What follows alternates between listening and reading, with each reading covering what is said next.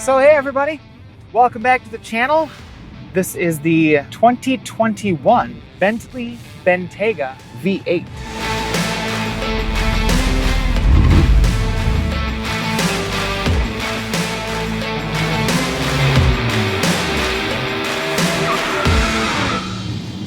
Not too shabby.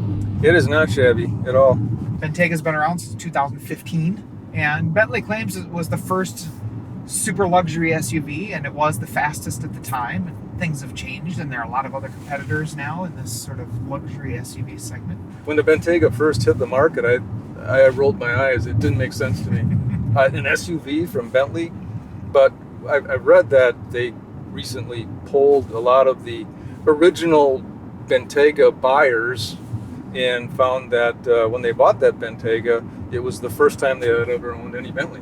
Right. So it brought a whole new flock of people to the brand.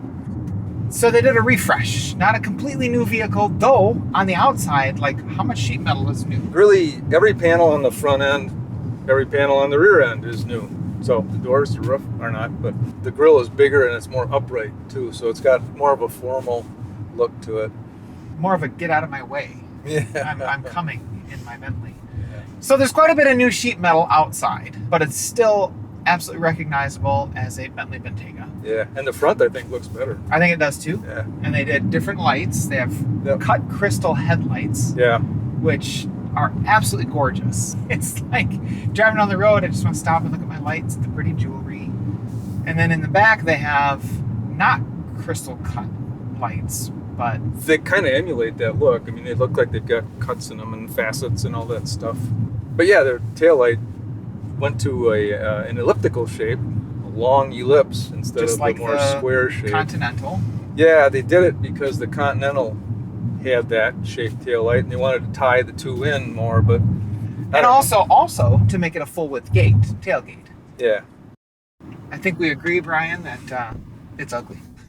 it doesn't work.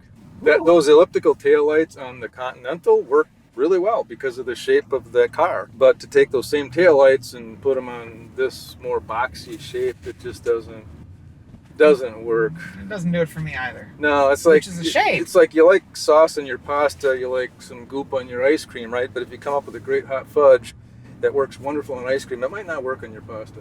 I'd be willing to try it though.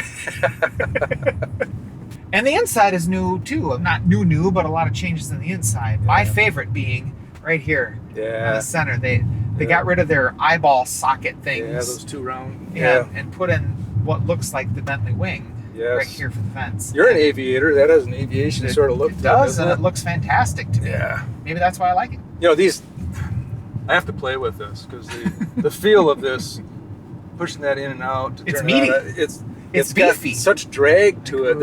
It just feels so substantial. You know something's happening Yep. when yep. you do it. You know, I used to think, and I still kind of tend to think, that Bentley and Rolls-Royce are joined at the hip. You know, they're part of the same company, and that's not true at all. Not for a while. Now, yeah, it's been a while, but I've been around a long time. You have. I see that, and these are almost identically the same push-pull As the on-off Rolls. things as a Rolls-Royce You are has now. absolutely correct. Yep. The steering wheel's new. The screen is new. It's also anti-glare, anti-reflective. Yeah. Though, you know, with bright light like it is right now, I can see my hand in the screen, but it's not like It's a not- mirror. Yep. So I that's get more reflection off of this wood right now than I do off the screen. And so isn't that's that pretty great. wood, though? Oh, this is gorgeous. It's not fake wood, it's wood. And it works really well with the color scheme here. I was worried when we found out that this was going to be a blue car with a saddle interior. Absolutely gorgeous, but it's saddle and blue, but Yeah. it works Yeah. Blue interiors can go bad really easily. quickly. But it is really beautiful together. And there's so many different colors of leather that you can choose from, and combinations of those colors, and different color stitching and all that. It's you can really personalize it.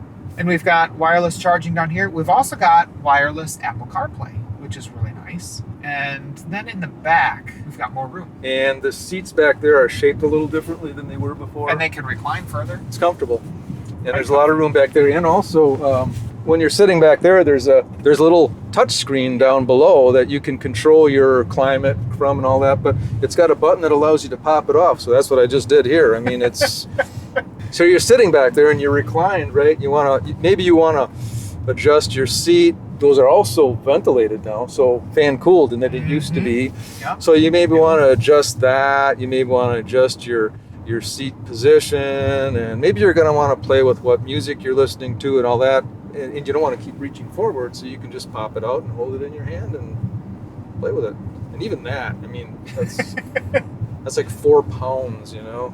Bigger than a phone. Nice stuff. Every time I open the door, that interior hits me, and it's like it just draws me in. I want to go in there because everything you touch feels like high quality. Everything you look at is just beautiful. Seriously, you open that door and the smell of these hides, just everything is just like, Calgon, take me away. Yeah. You know? Yep. So you're absolutely spot on with that, Brad. So what hasn't changed for 2021 is under the hood.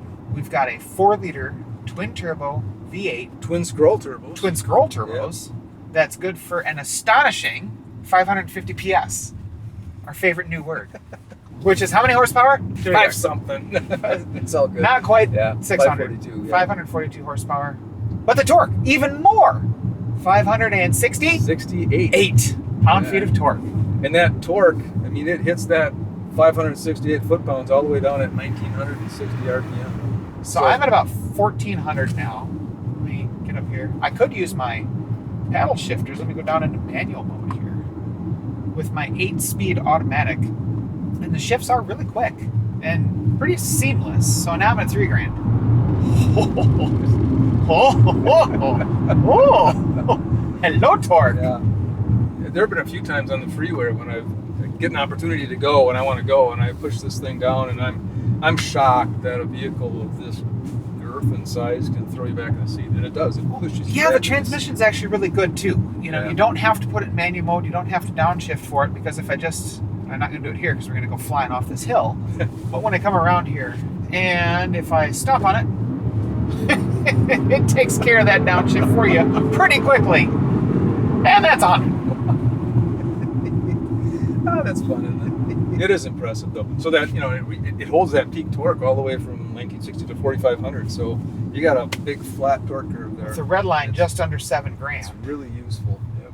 And the ride is actually, it's not cloud perfect, you know, quelling every little bump and thing, but it's more responsive than some other large SUVs. And we have how many different modes to play with? Let's see, down here we've got Sport, we've got Bentley Comfort Custom, Off-Road 1, 2, 3, and 4. That's a whole lot of modes. Basically, if you're buying a Bentayga, just know that no matter what the road presents you with, you can drive on it.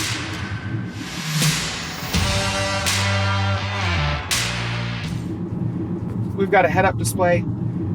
It's showing me the speed limit, but it's not flashing at me if I'm going over it, which I never do. Never do that. I'll tell you though, one of my favorite features in here, honestly, is this upgraded NIME audio system. Oh, yeah.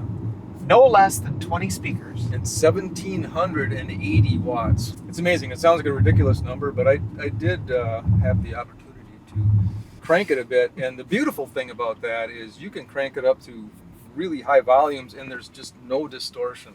And you hear everything. But you can hear the air in the background. Man. Okay. You can feel it. I can't turn my blood into wine. Tell the sky not to rain. I mean, it's quite an impressive system. And it is an extra cost. That's the upgraded system. The standard system doesn't have, it has less than 20 speakers because the NIME has no less than 20. And I don't know what that one sounds like. All I know is this one sounds fan-freaking-tastic. It's amazing. So you know what I'm thinking? What's that? I'm thinking I want to kind of, you know, ride the back for a minute. I want to feel how improved that back seat area is. We should probably stop then, rather than you climbing over and me trying to, while we're, you know. We could set it to lane keep or whatever. Oh, speaking of lane keep. Oh, yeah. The first couple of days we had this, you know, you'd think you'd go into these settings down here to turn off lane keep assist or anything like that. And there are settings you can change down here in the vehicle area. But At the end of the stalk over here, where your turn signal is the button for lane keep assist. So that kept on. We couldn't figure out because it's blocked by the steering wheel. We're looking all over for buttons. And this is just us average idiots, driving cars, but we couldn't find it and actually had to reach out to find out where that button was. It's at the end of the stalk. Yeah, and the thing is, it's a weird spot if it had been on and I couldn't figure out how to turn it off, it'd be no big deal. If it was the type of lane keep assist that when you start crossing the line, it gently vibrates the steering wheel and reminds you. It was not like that. Not like that at all. When that thing is on, it is fighting you constantly. It's like if you're not dead center in the lane, it's fighting you. Right in the double center yellow lane. line, watch this. It really pushes you hard. And then it says driver steering required, which we were laughing at. I can't steer for like a day and a half because we were trying to steer, but it was pushing us around. So just know if you have one and it's trying to push you off the road or trying to tell you where to go, it's at the end of the blinker stalk. Yeah, so The turn indicator. Tell it where to go. Tell it where to go. Push it in and drive yourself. And speaking of driving yourself, I think I've done enough of that. This is a Bentayga, and it should be comfortable in that revised back end. We can probably find another driver. So it's pretty comfy back here. So is it? Is it nice back there? I mean, it's not acres of legroom. I don't know how far back this front seat is. But, Well, whose legs are we talking about here? You're like gargantuan giraffe legs. You're like 6'14", right, or something? Yeah, I think it's 6'14", that last measurement. I keep growing too. It's nice we get the little sunshades back here, the power operated sunshades. But you know what? The push pull knobs are back here too. Those are nice, aren't they're they? Just as nice feeling. They are cool. The little touch pad. Did you know, by the way, that there are actually 3 different seating configurations you can get? Well, I assumed there were a couple. I assumed you could get, the 5-seater like this and a 4-seat with a big console in the middle. Yep. What else can you get? You can get that, but there's also an option for 3-row 7-seat. How the heck are you going to get back there? I don't know. And this roof line is kind of raked. I guess that would be a 3rd row for tiny people, maybe? But it's good. I mean, it gives you the option. If you got kids to schlep around and you want a Bentley, well. There you go. Speaking of schlepping kids. Yeah. If you were schlepping kids in here, did you know you could keep them healthy? What? Yeah. What? Let me tell you. Right from Bentley's press kit. Onboard air ionizers emit negatively charged particles from the central air conditioning vents, enhancing cabin air purity and customer wellness. See? Really? Bentley cares. Wow. These create a static charge around all pollutants such as dust or allergens in the air, which in turn cause them to stick to the nearest surface, like your body. Stop it. But the result is to remove contaminants from the air that we are breathing. Huh. So, Well, that's good.